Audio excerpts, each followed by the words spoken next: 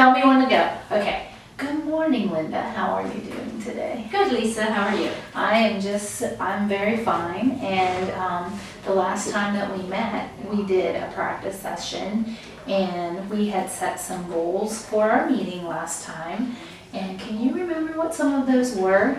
Yes. I think there were 3. And I think the first one was getting Sarah to follow through with requests, which is always challenging with Sarah. Absolutely. Using descriptive praise, and then following through with quiet time. Okay, so during that session, how do you feel that session went, or how do you think it went? Okay.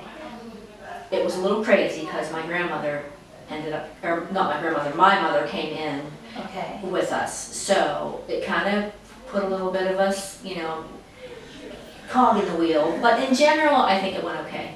Okay, so so you're saying that, with your mother there and stuff, it kind of threw you off just a little bit. Yeah. So, well, that's okay, because sometimes we have things that interrupt our days. So, but, so can you remember maybe a couple of things that you might have did well during that time? Okay. I think a couple things that I know that I really practiced using descriptive praise and using kind words, and Sarah's always been responsive to that kind of stuff. So I did well with the descriptive praise. Awesome. And I think I did okay with clear instructions, because I know they need to be clear and concise. So I think I did well with that. Okay, so what you're saying is that you felt that you did very good with descriptive praise, and that Sarah's very responsive to that, and that you also felt that you gave very clear instructions for her to follow, and you felt that part of our session went pretty well. Yes, I agree. Okay. All right, and I'm glad that you were able to recognize those good things, because you know what, we all have strengths and we all have weaknesses, and it's good that you can see the good things. And so now I'm going to ask you what you think you thought you had difficulty with, 2 things that maybe you are just struggling with, that you struggled with during that session. Okay. And I don't know if maybe it's because my mom was there. But I did ask too many times concerning the quiet time. She didn't go, and I asked her way too many times. The other thing was, I think that I didn't get her attention, so I needed to get down to her level and make eye contact with her, so she really knew I meant business, Okay. I think those 2 things I didn't do so well. Okay, so in summary, you just felt that, with everything happening, with your mom there and everything, that you did not do well with following through with timeout, getting her attention, getting her, not timeout, start routine, and not following through with the quiet time and all of that you are doing with her. So, is that correct?